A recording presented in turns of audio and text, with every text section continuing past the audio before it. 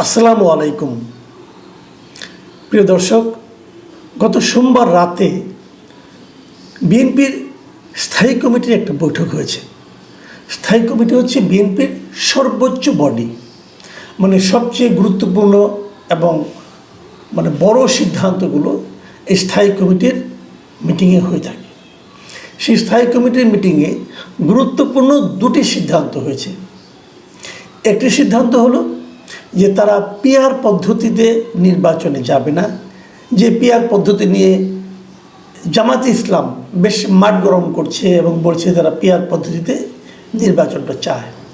PR পদ্ধতি মানে যে প্রতিটা আসনের জন্য একজন করে প্রার্থী থাকবে তা নয়, সারা দেশের মানুষ একটা পার্টিকে ভোট দিবে, তারপর সেই পার্টি নির্ধারণ করে দেবে তার কোন আসনে কোন প্রার্থী হবে জেতার পর, এবং কোন পার্টি কত শতাংশ ভোট পেল সেই অনুযায়ী তাদের আপনার এমপি সংখ্যা নির্ধারিত হবে।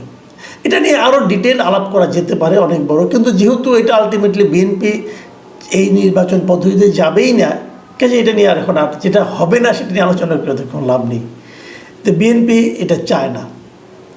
আর তাদের দ্বিতীয় যে সিদ্ধান্তটা, সেটা আমার কাছে খুবই গুরুত্বপূর্ণ মনে হয়েছে। সেখানে বিএনপি বলেছে যে তারা কোনো রাজনৈতিক দলকে নিষিদ্ধ করার পক্ষে নয়। কোনো একটা রাজনৈতিক দলকে আপনি যে নির্বাহী আদেশে নিষেধ করে দেবেন, ওনারা এটা চান না। এইটা আমার কাছে, তাদের এই বক্তব্যটা আমার কাছে একটু বলেছে স্পষ্টভাবে, কিন্তু আমি ঠিক বুঝতে পারি না ওনাদের আচরণের মাধ্যমে এটা আসলে কেন। কারণ এর আগে যখন আওয়ামী লীগকে নিষিদ্ধ করা হয় একটা নির্বাহী আদেশের মাধ্যমে, তখন কিন্তু বিএনপি কোনো প্রতিবাদ করেনি।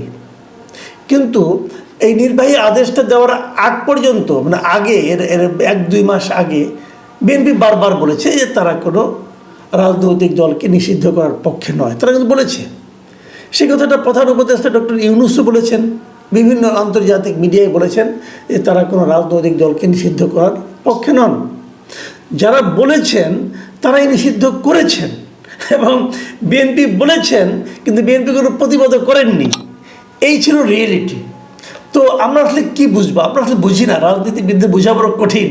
তারা হ্যাঁ বললে আসলে বুঝতে হবে না, আর যদি মনে হয় যে বলে যে না হতেও পারে, তার মানে বুঝতে হবে নিশ্চিত হবেই না, আর যদি না বলে তাহলে বুঝতে হবে এটা কি হতেও পারে।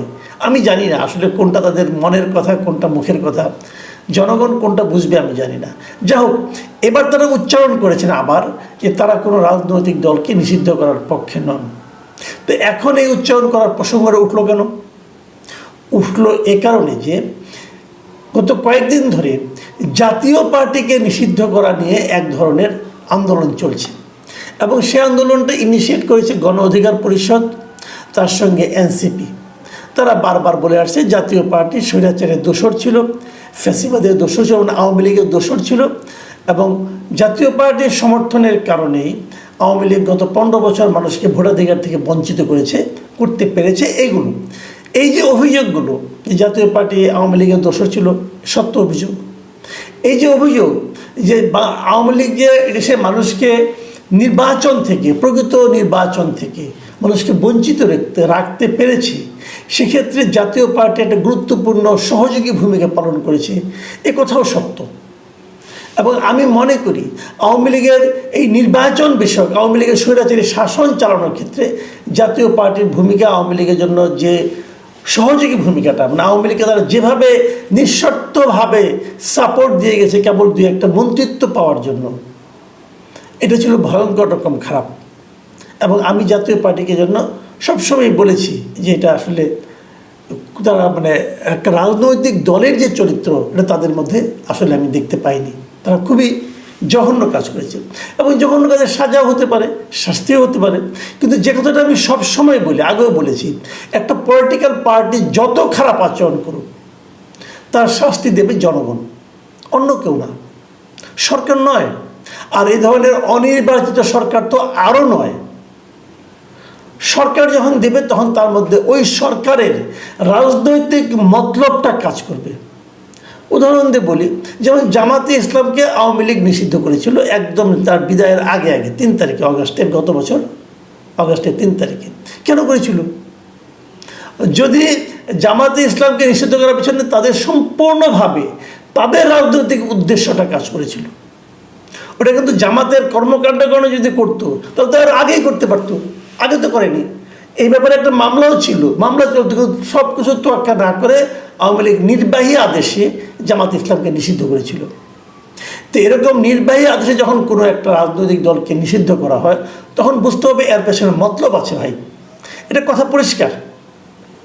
কিন্তু যেটা হয়ে গেছে হয়ে গেছে।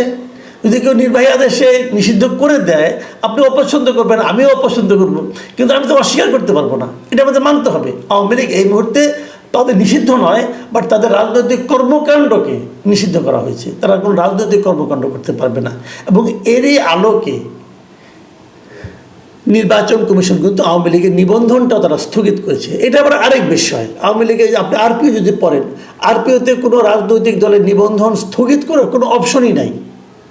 হয় নিবন্ধন থাকবে, নয় নিবন্ধন থাকবে না।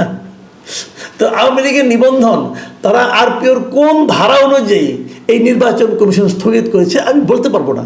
ওখানে অনেক অবসরপ্রাপ্ত জ্ঞানীগুণী লোক আছেন, ওনারা জানেন কীভাবে করেছেন। আমি আপনাদের রিকোয়েস্ট করছি যে আপনারা একটু বইটই খুলে পড়েন। আরপিও পাওয়া যায়, আপনি গুগলে সার্চ দিলে পাবেন আরপিও। তো ওখানে যে আপনি চেক করেন দেখবেন যে কোনো রাজনৈতিক দলকে নিষিদ্ধ করা যায়, কোনো রাজনৈতিক দলের নিবন্ধন বাতিল করা যায়, নিবন্ধন দেওয়া যায়, কিন্তু নিবন্ধন স্থগিত করার কোনো অপশন এখানে নাই। যাক তারা করেছেন, কেউ প্রশ্ন করে না, কাজে কোনো সমস্যা নাই।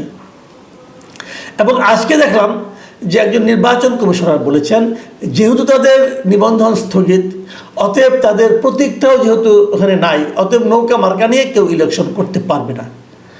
তারা তাহলে কি স্বতন্ত্র করতে পারবে? সেটাও পারবে কিনা উনি ক্লিয়ার বলতে পারলেন না। এটা বলতে না পারা কোনো কারণ আছে বলে আমি মনে করি না।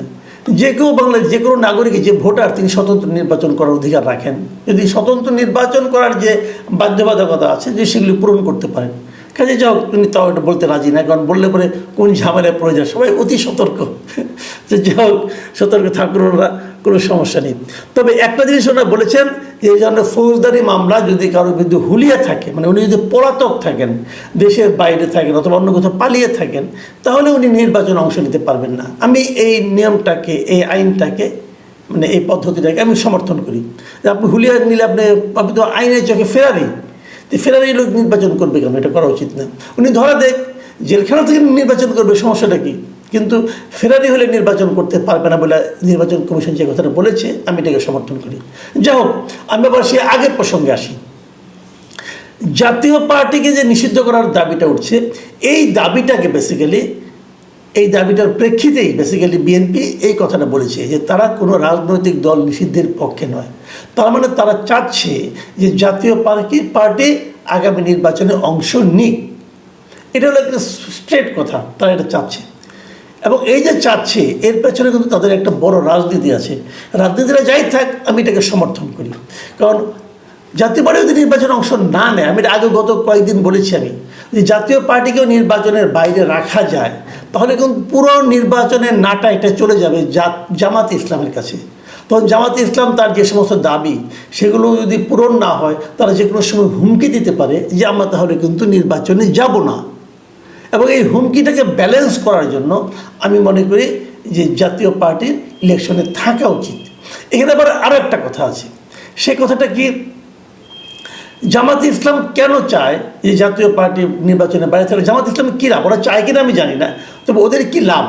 সে লাভটা হচ্ছে যদি জাতীয় পার্টি নির্বাচনে থাকে, অনেকে আশঙ্কা করছেন যে জাতীয় পার্টি নির্বাচনে থাকলে হয়তো আওয়ামী লীগের ভোট জাতীয় পার্টিতে এসে পড়তে পারে, লাঙ্গলে এসে পড়তে পারে। যদি সেরকম ভোট পড়ে তাহলে সেটা কিন্তু আবার জামাতের জন্য একটা মানে নেগেটিভ ব্যাপার হয়ে দাঁড়াবে। জামাতের তখন দ্বিতীয় স্থান, প্রধান বিরোধী দল হওয়ার যে আকাঙ্ক্ষা, সেই আকাঙ্ক্ষা বাস্তবায়িত নাও হতে পারে। এই সমস্ত কারণে তারা হয়তো চায়, আমি জানি না আসলে। এটা আমার সম্পূর্ণ আমার ধারণা কথা বললাম আমি। আমার ধারণাতে আমি তো আর ভবিষ্যৎবাণী করতে পারবো না, আমি তো জ্যোতিষ না, কিছুই না।